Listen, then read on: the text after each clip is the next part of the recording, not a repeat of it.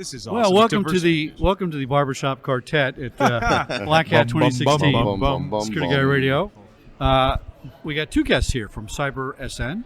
So what's your name, sir? My name is Kyle Kennedy. I'm the CISO at CyberSun. All right, and what's your name? My name is Mike Tang. I'm the CTO at CyberSun. CTO. Okay, so we got the Chief Information Security Officer and the Chief Technical Officer. Absolutely.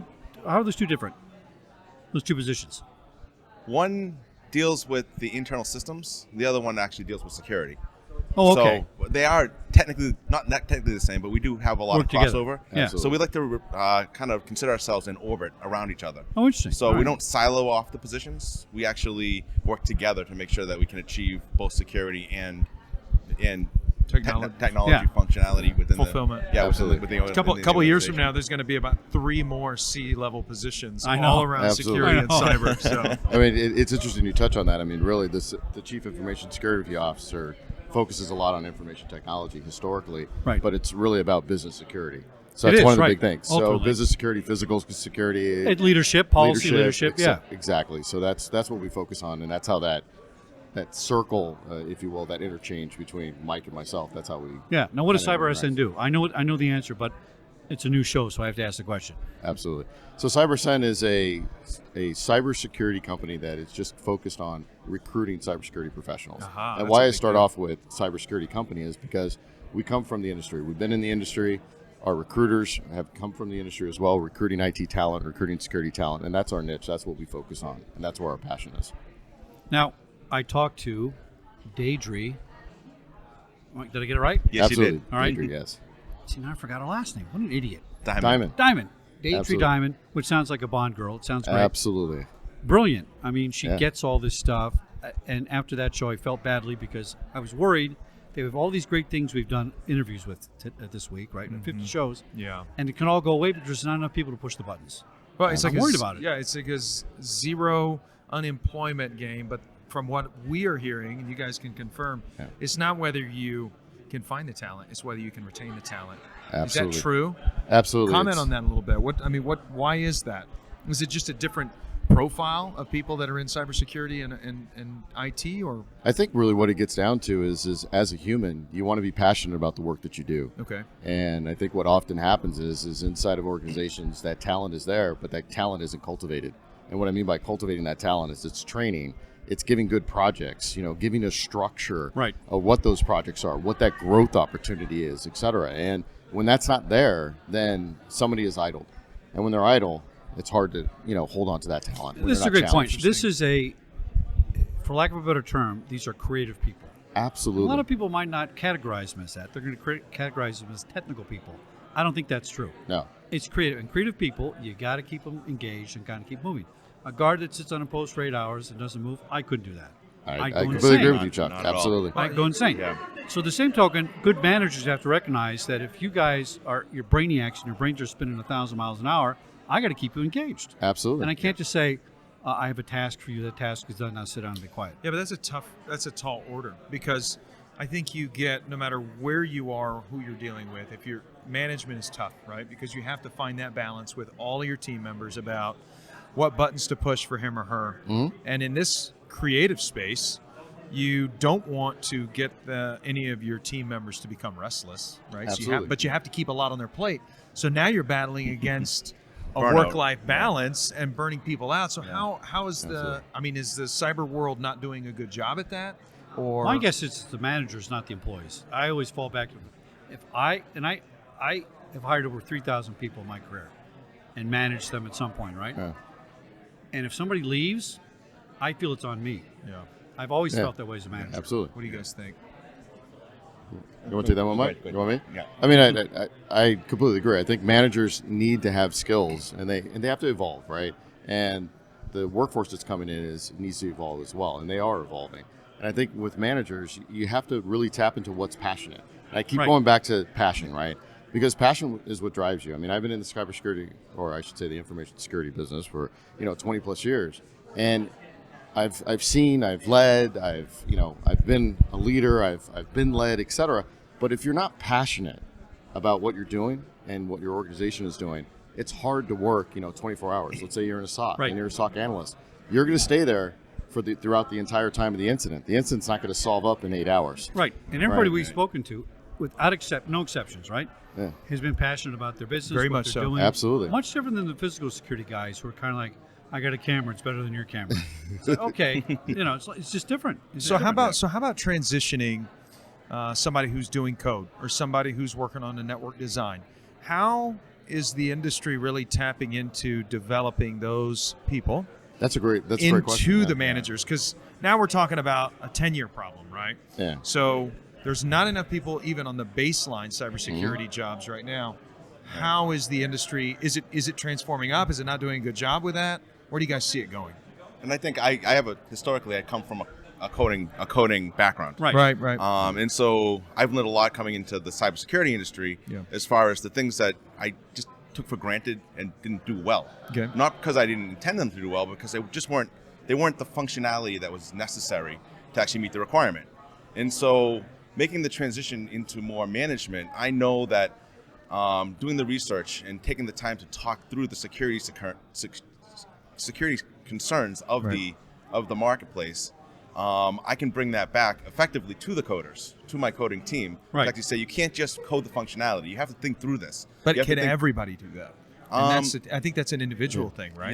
Yeah, some people Well- can Yeah. talk up and talk down, but some of, Yeah. I mean, Yeah. no matter where It's- you go, technical people are not always the first ones to raise Yeah. their hand and say, "Put me in charge of the whole group." And Ted, you're absolutely correct. And what it gets down to, I think, is learning those skills, right? Right. And learning those soft skills. And when we say soft skills, I can't tell you how many times people will roll their eyes. Soft skills, that's just talking. No, it's not. I'm good at- I'm good at talking. I'm I'm good good at at this talking, and everybody else and I is can doing give it you a well, hug, right? and that's good. Yeah. But really, the soft skills break down to, if you're a SOC analyst, you have to articulate what your business value is as to what you do, Yeah. and that's a skill. All comes down to And it doesn't matter. It And it's does. about People's people and skills. It's interaction. absolutely right. And oftentimes the reluctant leader is the best leader, right? And so developing those skills over time is actually a good investment for a company to make, and for an individual contributor to make as well, to Now, understand and be in CyberSN control of that. focuses a lot on diversity and bringing Absolutely. women into the That is one of our IT core workplace. tenets, especially with our Because CEO. Yeah, it's kind of Yeah. a Well, I'm little glad we boys have some women in our quartet here. I mean, Yes. we're Yeah. being All so men talking about it. All men diversified talking right about here. it, which is kind of makes it interesting. Well, it But actually makes Yeah. it better because Exactly. we know We're talking about it. we're That's what talking you about said. it, which Cal is said that. exactly Yeah. what we need to talk about. Yeah. is So we need to have this conversation. Is it a good old boys club and it doesn't attract women for that reason? I would say maybe, but police departments talk about good old boys clubs, right? Absolutely. Police departments for years were. Yeah. We don't. And when Not I a good even, playground Well, for even women. when I started in the '80s, '83, I had a sergeant, Patty Natzman, who'd been a police officer already in 1983. She'd been in 20 years. Talk about a tough job, Yeah, right, absolutely, back in yeah. the day. Now, I don't think it's an issue now. There may be some people, like in any business, where that's a resistance, but Right. it's really normalized in police departments. Absolutely. Why is it not normalized in IT? Because believe me, a police department's a tougher gig to Yeah. get into, right? Absolutely. And so I think part of to answer that question, I'll talk a little bit about kind of a story. And you it's got not an so much a organization story, that but, helps with that, right? But we've got an organization, Brain Brain Babes. Babe, which is focused on that. Yeah. And I'll touch into why Brain Babe is, why we came up with that name in a second here. But some of the work that I do with government agencies, I focus on human trafficking takedowns. And with human trafficking takedowns, what's interesting, not the activities, but the people that are involved, you find out that they're hyper-diverse. And what I mean by hyper-diverse, it's women and men working together. They don't realize it because there's an anonymity cloud around it. So it's really focused all around the skills. And that's really where the conversation needs to go. When we start talking about cybersecurity, information security, it's about skills. What skills do you have, and how do those skills map to a project? And that's what we're focusing from a delivery perspective, being actionable about getting more women into the environment.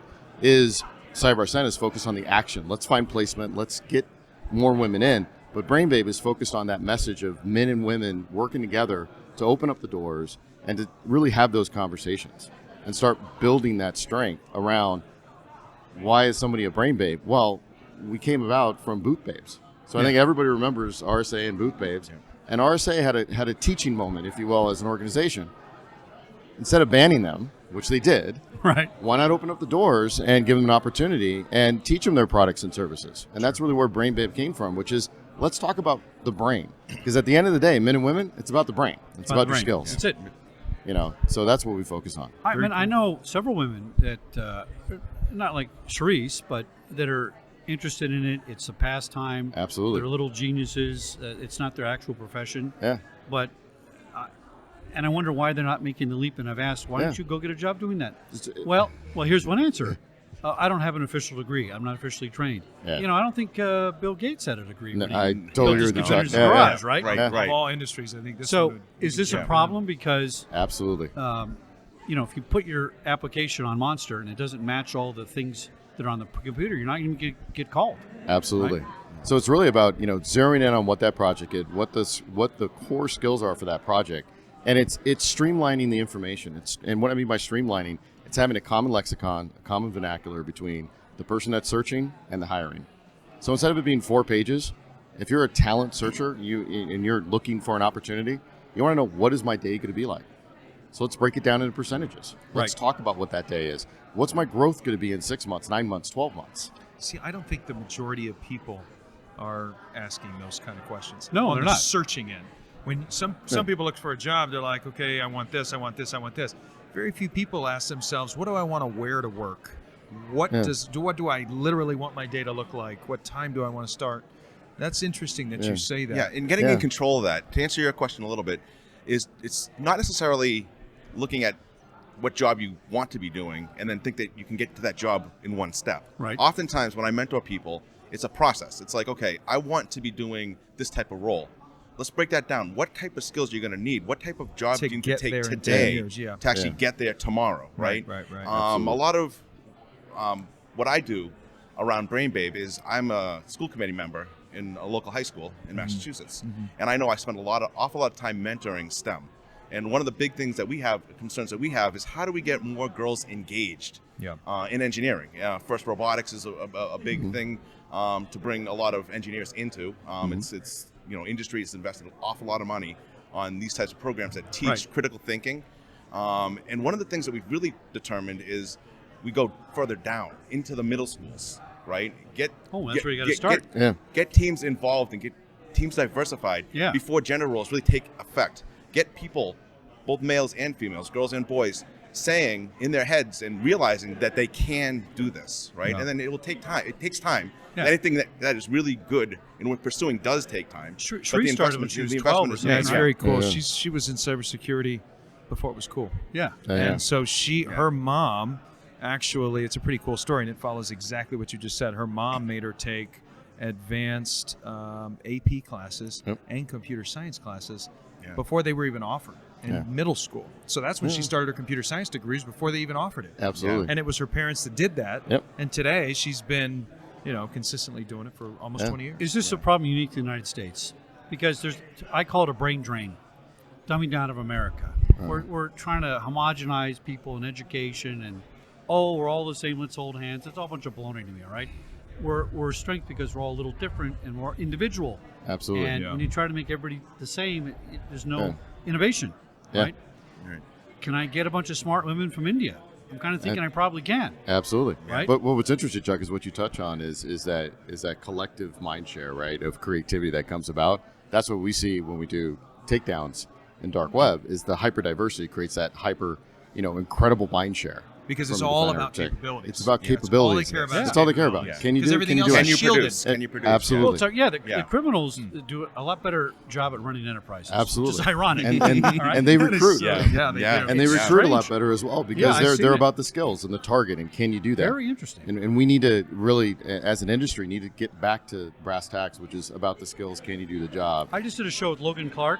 Okay. He's Yeah. one of the big investigators in this space about trafficking and sex Yeah. trafficking and stuff.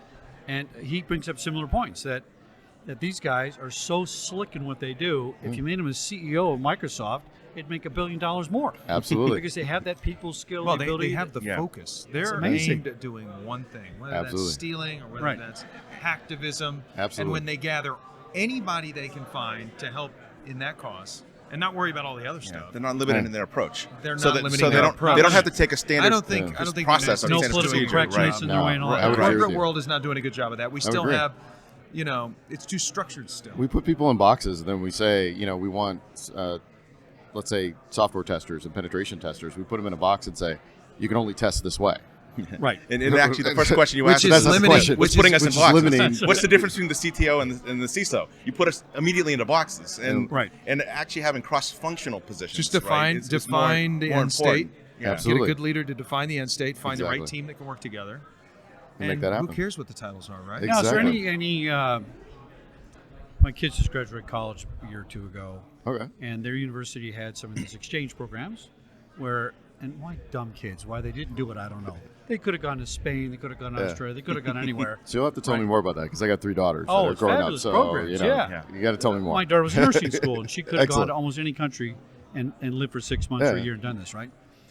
Are you looking at those type of programs? Maybe we send a high school student that is interested in cybersecurity to some brain center in India, Absolutely. right? Where they, Yeah. I mean, you can pick up the phone and these guys know what Yeah. they're talking about. And actually, it expands their mind because they're Yeah. forced to see things differently. They're not stuck in how they've actually studied from the time that they were in kindergarten right to the time they were Right. in high school. Now, by the So- way, are women in other countries involved in IT security, cybersecurity, more so than the United States? Or is it just kind of a global problem? I think I don't have the specific numbers, but my gut instinct says it's a global problem. Interesting. I mean, a lot of the statistics, a lot of the numbers state, we have what I think last I read it was 7 or 8% of the workforce are women, and 1% are in leadership. And that 1% in leadership speaks to kind of the experience that they have going into the market. Right. Some can stay, they can keep their eyes on glass or keep their fingers on keyboard, and they're willing to go through the pain and they get into the leadership position. But a lot drop out. I was telling Deidre yesterday that in my mind, if we have a female shortage, that means that most people in the workforce are men. We're missing 50% of our workforce. We Absolutely. don't bring the women in. We could double the workforce just by bringing in women alone. Yeah. Absolutely. Who I think are naturally a lot better at some things. Absolutely. When you start talking Yeah. about risk management, when you start talking about multitasking, Yeah. I mean, these are things that I think women naturally do better than men. Oh, yeah, Honestly, that's and, true. and they're comparable, if not exceed men, a lot of times in problem solving. Yeah, Right. That's interesting. That's what we're finding at the high school level in robotics is that you throw a division of the problem to girls and to boys. Girls They beat then them. they're Really? looking at How it. interesting. They're looking at it through Problem not solving. through very structured, but more creative. Yeah. More creative approach. But you have to Now, do- develop that at the lower Well, Yeah. level. in those Yeah. teams, do the women work better together than the men do? We try to make them all work together. No, but why are the women? Why are they more successful in those robotic models? It's just a different perspective that they have that they're Okay. looking at it. They're just looking at it more Yeah. creative, not Because I got necessarily 9 sisters, linear and or none of logical. them get along, right. by the way. Yeah. So Yeah. if I told my 9 sisters to go build a robot, that would be World War III. That's a different story. But Yeah. Just kidding, but am I? All right. but a lot of it is balance. It's Yeah, finding yeah. the balance between different perspectives, right? Right, and absolutely. is that balance all women? Is it all men? It could be, Right. but and oftentimes maybe it is, but oftentimes it isn't. Tell us about Brain Babe Brain Babe. briefly. It's brainbabe.com. Brainbabe.org. Oh, .org. Okay. All right. Brainbabe.org. Absolutely. All right. And we got www.brainbabe.org. cybersn.com. cybersn.com. Yes. Am I missing any? No. no. Changing the Nope. conversation changing- of women in cybersecurity. Absolutely. Diversify. Great conversation, Yeah, guys. cool. Thank you, Yeah. gentlemen. Thank you. Great. Now, Great I want to time. get lots of positive email because the men are helping you guys out. Yeah, Right? we That's what are. I'm saying. All right. Excellent. Thanks for coming on Security Oh. Guy Radio. Appreciate Thank it. you so much. Thanks, Chuck. And, Oh, welcome we'll to do this. Wildcat. All right. Thanks, All right, Ed. we're good. Appreciate Thanks. it. Thanks, gentlemen.